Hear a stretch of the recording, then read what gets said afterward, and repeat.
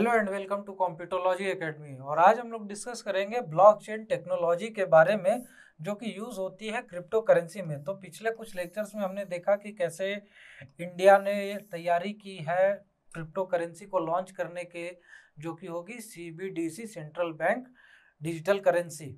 उसके बाद हमने देखा कि बिटकॉइन और क्रिप्टो करेंसी कैसे फंक्शन करती है, कैसे उसके डिफरेंट ट्रांजेक्शन्स होते हैं और क्या क्या चीज़ें हैं।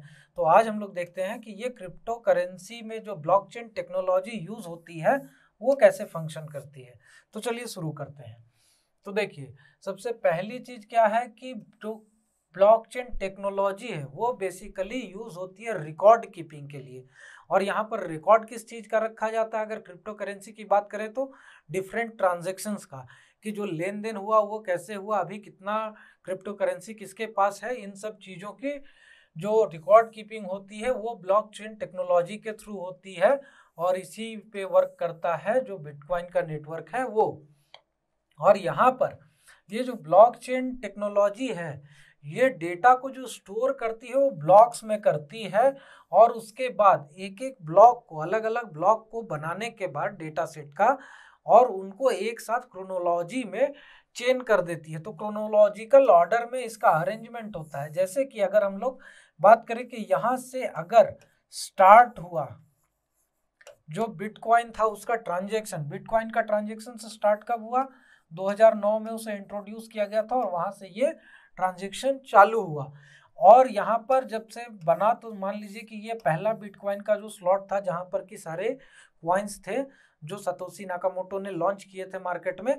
तो यहाँ पर ये पहला ब्लॉक हो गया। उसके बाद जब ये ट्रांजैक्शन होगा तो नेक्स्ट ब्लॉक में जैसे ही डेटा फुल हो जाएगा, क्योंकि हर एक ब्लॉक की एक कैपेसिटी होती है डेटा सेट को स्टोर करने की, वो कितना डेटा स्टोर कर सकता है, वो जैसे ही हो जाती है फुल, उसके बाद इसे लॉक करके और इसे अटैच कर दिया जाता है प्रीवियस जो ब्लॉक था उसके पीछे क्रोनोलॉजिकल ऑर्डर में। और ऐसे ही ये ब्लॉक का चेन बनता जाता है डिफरेंट डेटा सेट्स का, और क्रोनोलॉजिकल ऑर्डर में इसे यहाँ पर अरेंज किया जाता है, और जिसके कारण कि ये ब्लॉकचेन टेक्नोलॉजी इसका नाम दिया गया है। तो ये एक तरह का लेजर कीपिंग है। यहाँ पर जैसे बैंक में पहले नहीं होता था कि लोग जो ट्रांजेक्शन्स होते थे उसकी लेजर कीपिंग करते थे, और कैसे करते थे, वहां पर वो एक रजिस्टर होता था, लेजर होता था, उसमें सारे ट्रांजेक्शन्स जो होते थे time to time with equal interval of time उसमें मेंटेन किया जाता था, उसमें सारे डेटा इंटर रहते थे। और पहले जब कंप्यूटर वगैरह का प्रचलन नहीं था बैंकिंग सेक्टर में, तो उस समय क्या होता था कि जब भी कोई ज़्यादा पुरानी ट्रांजेक्शन्स की हिस्ट्री निकालनी होती थी तो फिर लेजर निकाला जाता था। लेकिन कंप्यूटर के प्रचलन के बाद से यहाँ पर ये लेजर कीपिंग ब्लॉकचेन टेक्नोलॉजी के थ्रू होना शुरू हो गया है। और ये इसमें सबसे बड़ी इंपॉर्टेंट चीज क्या है कि ये ब्लॉकचेन टेक्नोलॉजी डिसेंट्रलाइज्ड मैनर में काम करती है। यानी कि यहाँ पर जो डिफरेंट लोग हैं जो कि मतलब बिटकॉइन के नेटवर्क से अगर कहें तो जुड़े हुए हैं, तो वो सारे लोग अलग अलग कंप्यूटर पर अलग अलग जगह पे बैठे हुए हैं दुनिया के कोने कोने में। तो जब भी कोई ट्रांजेक्शन होगी तो उसका ऑथराइजेशन, उसका वैलिडेशन ये सारे लोग करेंगे। और उसी के कारण यहाँ पर क्या होता है कि ये जो ट्रांजेक्शन एक बार हो जाता है और उसके बाद ब्लॉक में फीड होने के बाद वो चेन हो जाता है इंक्रिप्शन करके, तो उसके बाद ये ट्रांजेक्शन इरिवर्सिबल होता है। यानी कि फिर उसमें कोई छेड़छाड़, कोई बदलाव नहीं किया जा सकता है। और इसी के कारण यहाँ पर ये डिसेंट्रलाइज टेक्नोलॉजी कहा जाता है कि बहुत ज़्यादा ट्रांसपेरेंट है और सिक्योर है। तो यहाँ पर जो डेटा सेट होते हैं, डेटा रिकॉर्ड कीपिंग की जो बात यहाँ पर हम लोग कर रहे हैं, तो डेटा सेट्स कैसे होते हैं डिफरेंट जो होते हैं सो, तो उसमें सबसे पहले क्या होता था, पुराने जमाने में लोग स्प्रेडशीट यूज करते थे। ठीक है, आज के डेट में भी स्प्रेडशीट यूज होती है। तो उसमें जो डेटा इंटर होते हैं टेब्यूलर फॉर्म में इंटर होते हैं, जिसे कि कुछ ही लोग एक्सेस करते हैं और कुछ ही लोग समझ पाते हैं। उसमें डिफरेंट रोज और कॉलम्स में यहाँ पर डेटा पूरा फीड किया जाता है, और इसमें कभी भी कोई भी बदलाव भी किया जा सकता है। और यहाँ पर डिफरेंट लोग जो है सो डिफरेंट डेटा यहाँ पर फील नहीं कर सकते। इसके पीछे एक ऑथराइज्ड टीम ही रहती है, वही इसको समझ भी पाती है। लिमिटेड लोगों की यहाँ पर एक्सेस रहती थी जब फिजिकल वे में डेटा स्टोर किया जाता था। फिर जमाना आया कंप्यूटर का, तो उसका नाम हो गया डेटाबेस। लेकिन यहाँ पर ये डेटाबेस में भी स्प्रेडशीट को ही टेक्नोलॉजिकल इलेक्ट्रॉनिक फॉर्मेट में स्टोर किया जाने लगा। यही स्प्रेडशीट एक्सेल सीट में बदल गई और यहाँ पर डिफरेंट डेटा इस्तेमाल होने लगे। और दूसरी चीज क्या है यहाँ पर कि ये सिंगल सर्वर में रहता है, एक ही जगह पे डेटा कंसंट्रेटेड रहता है, जिसके कारण कि यहाँ पर इसमें चेंजेस करना, इसमें बदलाव करना काफी इजी होता है। और इसे भी कुछ लिमिटेड लोग ही समझ सकते हैं, क्योंकि ये डिफरेंट चीज़ों के डेटा सेट्स को डिफरेंट मैनर में यहाँ पर अरेंज किया जाता है स्प्रेडशीट पर, चाहे वो एक्सेल शीट हो गए, चाहे कुछ भी वहाँ पर अलग तरह के वीडियो डेटा जो भी हो गए, इन सब चीज़ों को। तो यहाँ पर इंक्रिप्शन का वैसा कोई रोल नहीं था, सिंपली डेटा शीट बनाई जाती थी, स्प्रेडशीट बनाई जाती थी, डिजिटल फॉर्मेट में यहाँ पर इसे स्टोर कर लिया जाता था। फिर आया ब्लॉकचेन का ज़माना, और ब्लॉकचेन के ज़माने में अब ये हो गया है कि यहाँ पर ये एक इरिवर्सिबल मैनर में डेटा स्टोर होने लग गया है। और यहाँ पर इसमें सिर्फ क्रिप्टो करेंसी में ही इसकी इस्तेमाल नहीं होती, बैंकिंग सेक्टर में बहुत सारे लोग जो बैंकिंग मतलब की टेक्नोलॉजी है वहाँ पर ब्लॉकचेन का इस्तेमाल हो रहा है, लेजर कीपिंग में, जो हेल्थ सेक्टर है वहाँ पर हो रहा है, वोटिंग में हो रहा है, और बहुत सारे जगहों पर इसकी इस्तेमाल हो रही है। तो अगर ब्लॉकचेन टेक्नोलॉजी को हम लोग बिटकॉइन के ट्रांजैक्शन के मदद से अगर समझना चाहें, तो यहाँ पर देखिए फर्स्ट फेज में क्या होता है कि बिटकॉइन का एक ट्रांजैक्शन कोई भी पर्सन जो है वो इनिशिएट करता है, तो वहाँ पर वो अपनी इनपुट डालता है ब्लॉकचेन टेक्नोलॉजी का जो बिटकॉइन का नेटवर्क है उसमें। फिर वो इनपुट पहुंचती है डिफरेंट जो उसके नेटवर्क में डिसेंट्रलाइज्ड कंप्यूटर्स हैं वहाँ पर, और वहाँ पर फिर ये लोग पीयर टू पीयर कंप्यूटर में ये सारा जो वैलिडेशन का प्रोसेस है वो चालू होता है। और यहाँ पर सबके पास जो नेटवर्क कंप्यूटर है उनके पास यहाँ पर अक्रॉस द वर्ल्ड ये इंफॉर्मेशन पहुँचती है, एक इक्वेशन पहुँचता है ट्रांजेक्शन को वैलिडेट करने का। और उसके बाद फिर इंडिविजुअली जो अलग अलग कंप्यूटर पे, अलग अलग नोड्स पे, ये अलग अलग कंप्यूटर को नोड्स भी कहते हैं, तो यहाँ पे ये अलग अलग नोड्स पे जो लोग बैठे हैं वो ट्रांजेक्शन को वैलिडेट करते हैं। और ये जब ट्रांजेक्शन को वैलिडेट करते हैं, वैलिडेशन होने के बाद ये ट्रांजेक्शन का जो डेटा है, पूरा इंफॉर्मेशन है, एक ब्लॉक में यहाँ पर स्टोर हो जाता है। और जैसे ही ये हो जाता है कंफर्म कि ये लेजिटिमेट ट्रांजेक्शन है, सारे लोग इसको वैलिडेट कर देते हैं, तो उसके बाद फिर ये पूरा जो डेटा एक ब्लॉक में आया है, ये फिर यहाँ पर जो चेन है ऑलरेडी उसमें एक ब्लॉक में ये डेटा फीड करके उसे बंद कर दिया जाता है, इंक्रिप्शन करके रख दिया जाता है। तो यहाँ पर ये प्रोसेस जो ब्लॉक में फिर से क्रोनोलॉजिकल ऑर्डर में परमानेंटली इसे स्टोर करने की बात है वो खत्म हो गई, यानी कि आपका ट्रांजेक्शन हो गया कंप्लीट। तो ये इस तरह से ब्लॉकचेन टेक्नोलॉजी फंक्शन करती है, अगर आसान भाषा में कहें तो। अदरवाइज अगर टेक्निकलिटीज में गए तो ये बहुत ही कॉम्प्लिकेटेड प्रोसेस है, यहाँ पर बहुत सारे प्रोग्रामिंग, बहुत सारी चीज़ों के इस्तेमाल होती है, मैथमेटिकल फंक्शंस की इस्तेमाल होती है, तो यहाँ पर ये बातें हैं। और अगर ट्रांसपेरेंसी की बात करें तो यहाँ पर ट्रांसपेरेंसी बहुत ज़्यादा है, क्योंकि जो भी लोग ब्लॉकचेन टेक्नोलॉजी के उस नेटवर्क पे हैं, जैसे अगर हम लोग बिटकॉइन की ही बात करें तो जितने भी कंप्यूटर्स बिटकॉइन के नेटवर्क से जुड़े हुए हैं उन सारे लोगों को यहाँ पर ये जो भी ट्रांजेक्शन होते हैं उसे पीयर टू पीयर ट्रांजेक्शन में वैलिडेट करना पड़ता है। अब यहाँ पर ये वैलिडेशन के समय सारे लोगों को ये इंफॉर्मेशन मिल जाता है कि कोई ट्रांजेक्शन इनिशिएट हुई है, यानी कि बिटकॉइन का ट्रांजेक्शन होने वाला है। और ये जब वैलिडेट करते हैं तो यहाँ पर ये चीज पता चल जाती है कि ट्रांजेक्शन जो है हुआ। तो ये इंफॉर्मेशन सबके पास रहती है जो भी बिटकॉइन का मूवमेंट रहता है उसका। तो इसीलिए यहाँ पर ये कहा जाता है कि ये सेमी एनोनिमस ट्रांजेक्शन है, सेमी एनोनिमस सिस्टम है क्रिप्टो करेंसी का। यहाँ पर कंप्लीटली एनोनिमस नहीं है, यहाँ पर पीयर टू पीयर ट्रांजेक्शन तो होता है, कोई थर्ड पार्टी की जरूरत नहीं है। लेकिन अगर इसमें एक तरह से कहा जाए तो थर्ड पार्टी वो सारे लोग हैं जो इस बिटकॉइन नेटवर्क से जुड़े हुए हैं, और इसी के कारण यहाँ पर ये ट्रांसपेरेंसी मेंटेन हो पाती है कि बिटकॉइन का ट्रांजेक्शन हो रहा है तो कहाँ हो रहा है, कैसे पहुंच रहा है। और इसी वैलिडेशन के प्रोसेस के कारण यहाँ पर एक बार दो बार ऐसा भी हुआ है कि कुछ जो हैकर्स होते हैं उन हैकर्स ने बिटकॉइन को चुरा भी लिया था। मिलियन ऑफ डॉलर्स के जो बिटकॉइंस थे यहाँ पर चोरी हुए थे, लेकिन ये पीयर टू पीयर ट्रांजेक्शन होने के कारण और दूसरी चीज यहाँ पर ब्लॉकचेन टेक्नोलॉजी के इस्तेमाल होने के कारण ये चीजें इजीली पकड़ी जा सकी कि कहाँ से ये जो बिटकॉइन है वो हैक हुआ है और कहाँ गया है, और ये आसानी से पकड़ा जा सका था।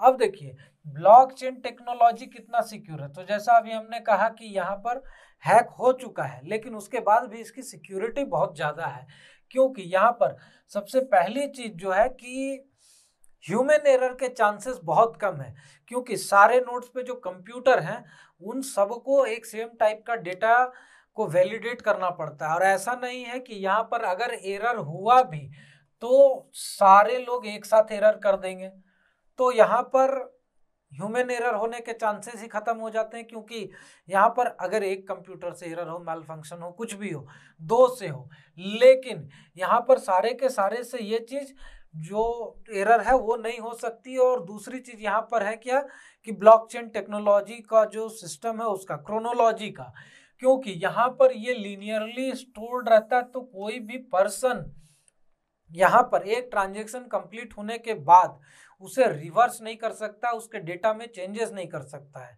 क्योंकि एक बार वो ब्लॉक कंप्लीटली डेटा फिल होने के बाद चेन कर दिया गया, पूरी स्ट्रीमलाइन कर दी गई क्रोनोलॉजिकल ऑर्डर में, तो फिर ये इरिवर्सिबल हो जाता है। यहाँ पर उसके डेटा में कोई भी चेंजेस नहीं किए जा सकते। हैकिंग भी तभी तक वहाँ पर लिमिटेड है, तभी तक बिटकॉइन के या क्रिप्टो करेंसी के सिस्टम को हैक किया जा सकता है जब तक कि वहाँ पर ट्रांजैक्शन चल रही है। उसके बाद यहाँ पर उसको हैक करना बहुत ही मुश्किल हो जाता है। हालांकि कुछ ऐसे लोग होंगे हैकर जो कि उसको भी पॉसिबल कर सकते हैं। दूसरी चीज़ यहाँ पर क्या है कि ये बहुत ही डिफ़िकल्ट है कि कोई भी डेटा वहाँ पर जो ब्लॉक में अल्टर किया जा सके पुराने ट्रांजेक्शन्स का। ये किया तो जा सकता है, लेकिन इसके लिए कंसेंसस चाहिए। जैसा कि अभी हमने देखा कि वैलिडेशन का प्रोसेस है, तो जितने भी नोड्स हैं सबको वैलिडेट करना पड़ता है किसी भी ट्रांजेक्शन को। तो उसके कारण यहाँ पर क्या होता है कि जब तक कंसेंसस नहीं आएगी तब तक यहाँ पर कोई भी डेटा पुराने रिकॉर्ड्स में चेंज नहीं हो पाएगा। और कंसेंसस के लिए मिनिमम जो सपोर्ट चाहिए वो 51% लोगों का चाहिए। तो ये एक तरह से मॉनेटरी ट्रांजेक्शन है, और इसमें कोई भी अल्टरेशन कोई भी पर्सन यथासंभव नहीं ही चाहेगा अनटिल एंड अनलेस वो कोई बहुत ही बड़ा इशू हो। और इसी के कारण यहाँ पर ये अल्टर नहीं किया जा सकता है, और यहाँ पर ये चीज़ें इरिवर्सिबल हो जाती हैं और इसकी सिक्योरिटी बढ़ जाती है। अब यहाँ पर देखिए कि इसके एडवांटेजेस क्या है। तो सबसे पहली बात जो अभी हमने बात की कि यहाँ पर ह्यूमन एरर का जो चांसेस है वो लिस्ट पॉसिबल चांस है, क्योंकि यहाँ पर सारे जगहों पे कंप्यूटर यूज़ होते हैं, सॉफ्टवेयर यूज़ होते हैं, तो ह्यूमन इंटरफेरेंस बहुत ही कम है। सेकंड थिंग कॉस्ट रिडक्शन, यहाँ पर पेपर का कॉस्ट नहीं है, ह्यूमन वर्क का कॉस्ट नहीं है, मतलब कि आपको ह्यूमन एफर्ट नहीं चाहिए। उसके बाद यहाँ पर जो बाकी की चीज़ें इंफ्रास्ट्रक्चर है, बड़ा सा ऑफिस, बड़ी सी बिल्डिंग, बड़ा सा बैंक, ये सारी चीज़ें नहीं चाहिए, तो ये सारा कॉस्ट रिडक्शन यहाँ पर हो जाता है। सेकंड थिंग क्या है कि डिसेंट्रलाइज्ड है। डिसेंट्रलाइज्ड होने के कारण यहाँ पर एक तो ट्रांसपेरेंसी रहती है, सेकंड थिंग यहाँ पर क्या हो जाता है कि डेटा लॉस के चांसेस कम हो जाते हैं, क्योंकि यहाँ पर एक सेट ऑफ डेटा जो अवेलेबल है वो सारे नोड्स में अवेलेबल है, एकदम क्लोन्ड सिमिलर डेटा। उसके कारण यहाँ पर जो डेटा लॉस है डिसेंट्रलाइज होने के कारण बहुत कम हो जाता है। अगर एक आध सर्वर क्रैश भी कर गया, किसी की हार्ड डिस्क क्रैश कर गई, किसी का सिस्टम क्रैश भी कर गया, तो वो दूसरे नोड से वहाँ पर उसे रिप्लिकेट करके डेटा को रिट्राइव कर सकता है। सेकेंड थिंग क्या है, एफिशिएंसी ऑफ ट्रांजेक्शन। ये ट्रांजेक्शन बहुत ही फास्ट होता है, विद इन 10 मिनट्स कहा जाए तो ट्रांजेक्शन कंप्लीट हो जाता है। जबकि यही चीज़ अगर बैंकिंग सेक्टर में हम लोग देखें तो 24 वर्किंग आवर्स की बात करते हैं, और ये सारी चीज़ें यहाँ पर नहीं होती। यहाँ पर सबसे पहली बात है पीयर टू पीयर ट्रांसफ़र है, नो थर्ड पार्टी का इंटरफेरेंस, कोई बैंक नहीं चाहिए, कोई क्रेडिट कार्ड की इंस्टीट्यूशन नहीं चाहिए, कुछ नहीं चाहिए, इंटरबैंक सेटलमेंट की ज़रूरत नहीं है। तो उसके कारण ये ट्रांजेक्शन कंप्लीट हो जाता है 10 मिनट के अंदर। उसके बाद यहाँ पर क्या है, प्राइवेट ट्रांजेक्शन, जो सेंड करने वाले हैं और जो रिसीव करने वाले हैं, मेनली एग्जैक्टली क्वाइन कहाँ जा रही है वो सिर्फ उन्हीं लोगों को पता रहता है। बाकी लोग उसको वैलिडेट करते हैं, लेकिन एग्जैक्ट लोकेशन जो ट्रांजेक्शन का है, सेंडर का और रिसीवर का, ये नहीं पता होता है। और इसके पीछे का कारण वही है कि एक तो प्राइवेट आपका जो कोड है वो, और दूसरा पब्लिक कोड है वो। पब्लिक कोड आपका वैलेट अकाउंट हो गया और प्राइवेट कोड आपकी ऑथेंटिकेशन की होगी, वैलिडेशन, जिससे कि आप ट्रांजैक्शन को ऑथेंटिकेट करते हैं, साइन करते हैं। और यही चीज़ इसको सिक्योर बनाती है इस ट्रांजैक्शन को, कि सबसे पहले यहाँ पर थर्ड पार्टी का कोई इंटरफेरेंस नहीं है, यहाँ पर इंक्रिप्शन लेवल हाई है, यहाँ पर पब्लिक कोड और प्राइवेट कोड का सिस्टम है। प्राइवेट कोड सिर्फ एक पर्सन जो उसका ओनर है उस अकाउंट का, उस वैलेट का या उस नोड का, सिर्फ उसे पता रहता है। और पब्लिक कोड जो है वो सिर्फ सेंडर और रिसीवर को पता रहता है। ऐसा नहीं है कि पूरे ज़माने में फैला हुआ है कि इसके जो पब्लिक कोड है, जो इसका अकाउंट एड्रेस है वो क्या है। तो ये सारी चीज़ों के कारण ये ट्रांजेक्शन्स यहाँ पर सिक्योर हो जाते हैं। अब डिसएडवांटेजेस की बात अगर हम लोग करें तो डिसएडवांटेजेस यहाँ पर क्या है, सबसे पहली चीज़ है टेक्नोलॉजी कॉस्ट। आपको बढ़िया सिस्टम चाहिए, एकदम हाई स्पीड की कंप्यूटर चाहिए, सर्वर चाहिए, हाई स्पीड इंटरनेट चाहिए, इलेक्ट्रिसिटी चाहिए, और यहाँ पर जो हार्डवेयर चाहिए वो लगभग $5,000 से लेकर $7,000 तक का हार्डवेयर जो कंप्यूटर सिस्टम है वो लगता है, अगर आपकी ट्रांजेक्शन जो है उसकी 10 कॉइन्स की कैपेसिटी की करनी है। तो इसका आप कॉस्ट इंटेंसिव कितना है ये देख रहे हैं। इसी कॉस्ट इंटेंसिव टेक्नोलॉजी के कारण यहाँ पर ऊपर से जो क्वाइन माइनिंग में यहाँ पर एनर्जी यूज होती है, उसी के कारण जो टेस्ला के मालिक हैं एलोन मस्क, उन्होंने कह दिया था कि अब टेस्ला बिटकॉइन में पेमेंट्स नहीं लेगी, क्योंकि उनका कहना था कि यहाँ पर रिन्यूएबल एनर्जी का यूज़ नहीं हो रहा है बिटकॉइन की माइनिंग में, और ये एक एनर्जी इंटेंसिव टेक्नोलॉजी है, और इसीलिए हम लोग रिन्यूएबल एनर्जी को प्रमोट करते हैं, और इसलिए हम लोग यहाँ पर बिटकॉइन के ट्रांजेक्शन्स में अब कोई भी पेमेंट नहीं लेंगे। हालांकि उन्होंने फिर अभी कहा है कि अगर सभी लोग ये कंफर्म करते हैं, ये सिस्टम कंफर्म करती है कि 51% से ऊपर का जो एनर्जी कंजम्पशन है बिटकॉइन माइनिंग में वो रिन्यूएबल एनर्जी सोर्सेज के थ्रू अगर इंश्योर किया जाता है, तो हम फिर से ट्रांजेक्शन लेना चालू कर देंगे बिटकॉइंस के। तो ये चीज़ यहाँ पर है। उसके बाद यहाँ पर जो सेकंड थिंग है स्पीड इनएफिशिएंसी, जो ट्रांजेक्शन पर सेकंड की बात होती है, जिस स्पीड से ट्रांजेक्शन किया जा सकता है।